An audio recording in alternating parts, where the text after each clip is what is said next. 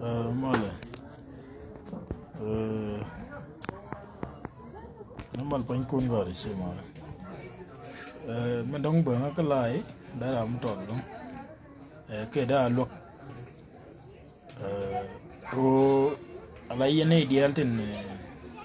telan wari.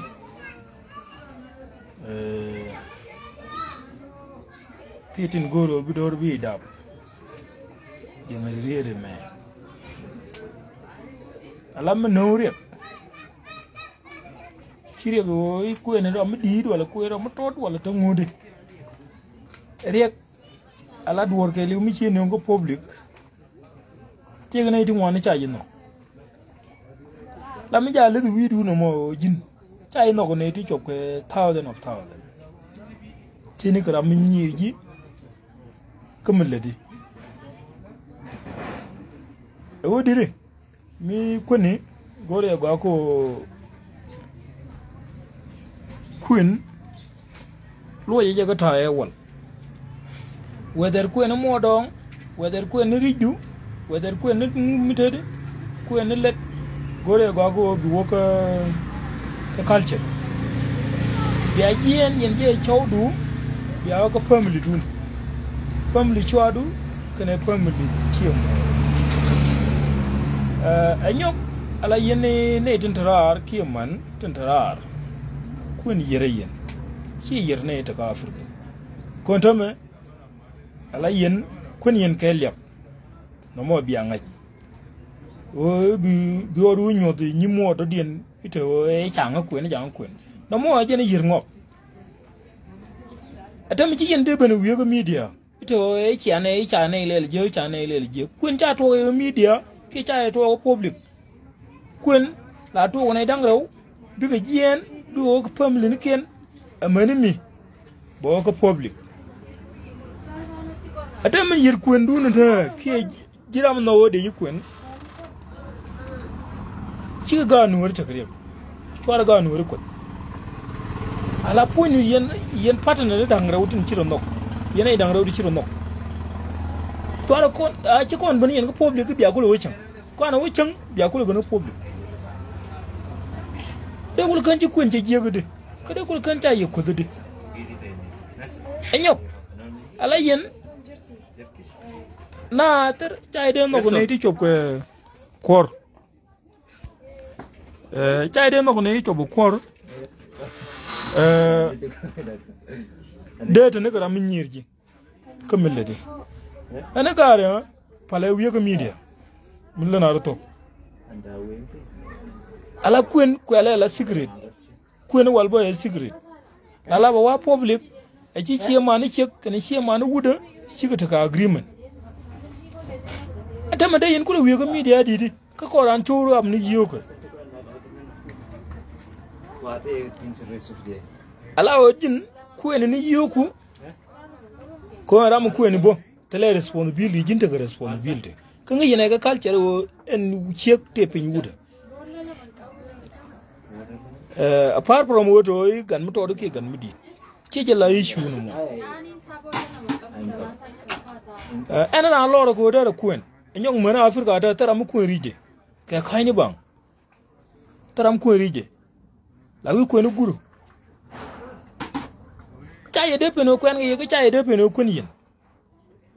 lakin kun awo is specific la kata culture me ngayen ko yin ga yin didit twara kon media bi are kem media te tel culture to rokan yal ke bias ka bor ene yen gor ye go ko mi goro bi dab ko ran mi ngo point la jin wat la dab bi chay de peno dab di dab e bere mi ci noko na bat gor ye go bi lel ka do mo go mi noko ga no bi akon ci mo run go matar ku ci ku gi ci to aydu jin wut ka jin ciye ku ji ci entodu no mo go ata ci yende ban wiye ka media e ga nori ci ane lele jek ga nori ci ane lele jek shejan ani kun lo ye ka a ci ta ka public ane ta kun ga kun dia la personal Binatin year naga na ite big chutarar ka program. Rumo kan yene la ci dam ni na gadun ka ngade ka ci andun ngu big nan ka ye.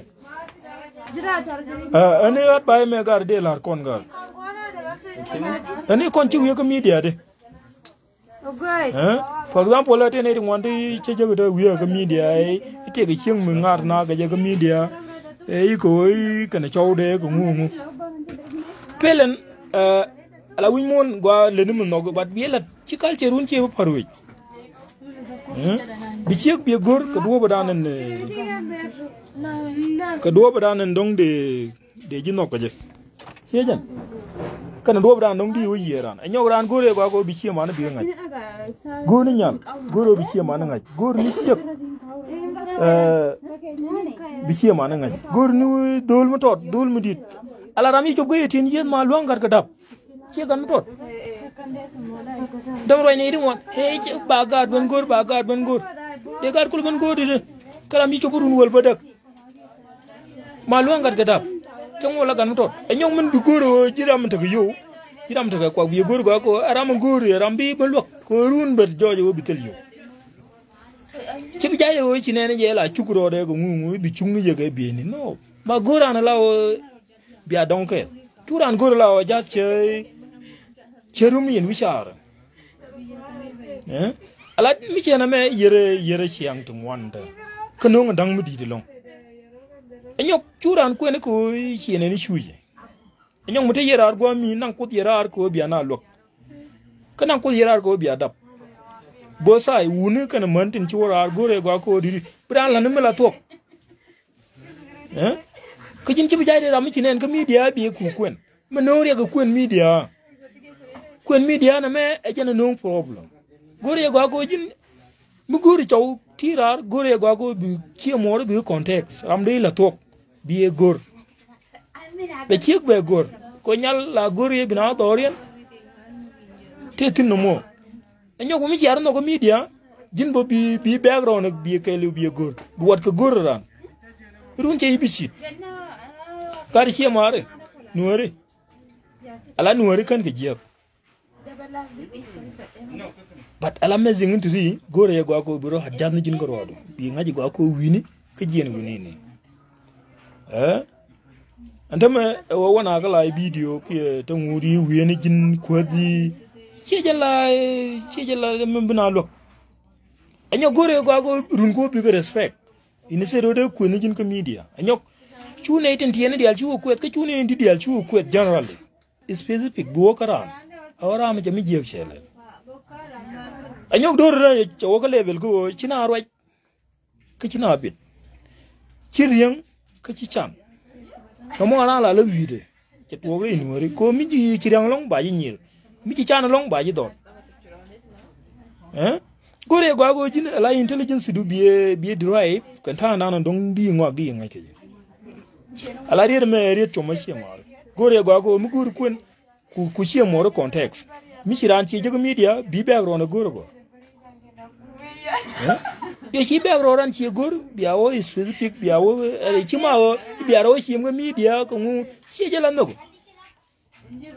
ko yen cha ye no yen dia ti yen kay hinimi ko anaran te gay hinimi te ram de nyin ko no ram de nyin ko de ji wo force but ala ko ne secret ke jene ta command mi tanguno ko do chable la mujje ne di ko rodi en ci dur ka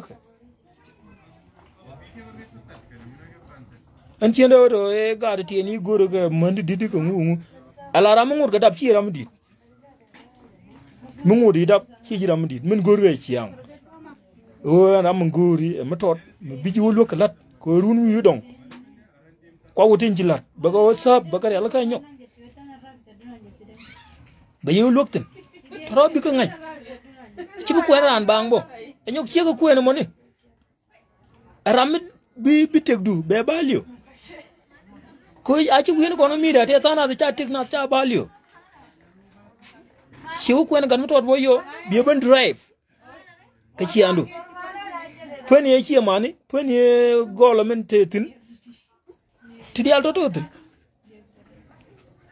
but ran no ga la no ga ci ko da la ro bi na ro kwen ko no ka bi dal kel ke ci andun yendor mo doran ci na ro cim ga kamatar ka airport da kulu kan ta yi kudu ci na ro cim ka airport ci na ta ga tiktok mu ban mi ci ko lebal ko kun yen choro ko tiktok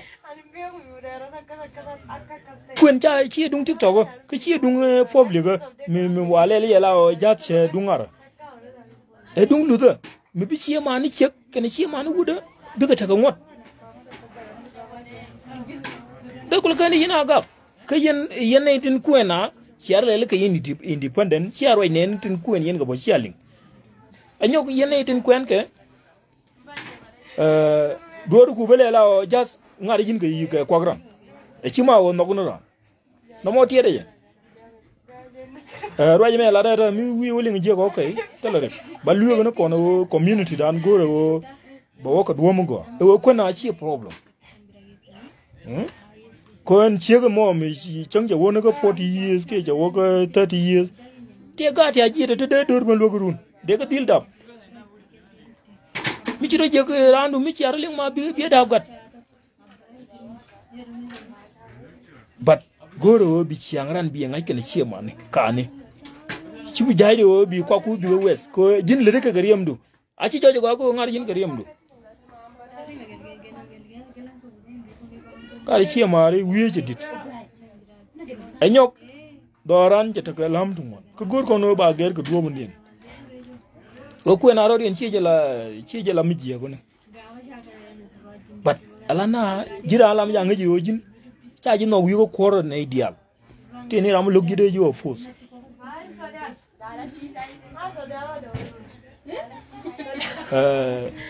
mani jira man wudin tararo mu guri nyam tot gwa mene te leader ma you are still active di te bang ci kon kijin mi jin ci ko ko joje gwa ko di dab di gad dol jidu ko gato dong de na logurun pat ko min la rek kun public na me go kon wona na ko public bi na ko lo ban chang chero bulut ci ku da bi ci tapa ani jin mi ci arano goro ko na wucin ba ko ndun ko no kun mi akabrar ku kun la ko na ci we chang ba ko lo kap ko public jen ku ko la lingo i cha bul kabrar kun ni ngone cha poteng ateme kun me la to ko la ko na chem no rodien ci ku da bita fa ana gara yana tin goro ba kun kana ne yo gor kun kana tin tara ko jojo culture cha pol do ko chem num nan ni ka wai ne boy tele kun ka wai ne me mane la chem na rodien ga airport ka na rodien e chem kijin kulde ni minu dan bi ni ci do wol dabudi dong nyer gaji matoro ga yalla kun e secret ana woy jaga public nanga ji cing mi ci ananga ko cing kun dun ga wada ber ci buta ba yene te kwano do kan ne tin gorgat ti kamerka kun dun ci buta fa gore ga ko biya nan cang. That is my advice today. Dong tanat la jia lenga jip ka dong tele mu dong gunu en dor da ta kamal en ta mo de chum kon yen nya mar de altin wiega media ke mar tin wiega media ikut ki ye reacte ga ye ko la yen kon ringa media chien wo chien enyong ni odi andi chi mu chara tele ga culture enyok technology kana culture ta ga different. Economic culture te golo, military culture te golo, political culture te golo, culture te golo, marriage culture te ga taik. Ala toro biga ngai. Kwala wa yo tana la kana linga jep. Wune na me hard by kai. Kun wo ya ga media. Mite gra mu kun yen chiara nok chiara ling. Acha kon pu ni ji ko whatever. Ti mu ko ne ko kene ba yo ne chai kun. Mana me secret ko gu na gat. Ko gur no mar enyo kun la kono gur no mar che gur gat ken yam kun te ko command ba la ro nyanga cha kun wala ke changa menene yo ba gat kulo da ba ko kun mu kon yen gur gatin changa la faze twale du mun ke lum ma ko na wucin bi ci mo jin ci kan ci man wuda bi ko ta ka command bi kan dok man ken yan pin tang nyangu cha ko na wala that is my advice ci mari ko nel ye yoba liang ci linga yo ne chuda mor bo ci kwet de gori go didi dor gor ko ne du nan kon yal tera mi bi kantin en mi ci no go di la jeng no de ra de no ja te rek ban mi de na ja wet goy okay man jin bo yo bi nga ko rek bi nga ko pura na me ci la da ci gwa go do mena bi lam ni charu pin bo ci bu ko no ane kon gore gwa ko bana ne kon dit bo an mi dit bi lo charu ko no anyong na mi ci ko meza wala ci wo ci je gore gwa ko bi hat bay ni na ci de kare ci mu shara gore gwa bi hat bay ni ini sero bi ko no ane biata ma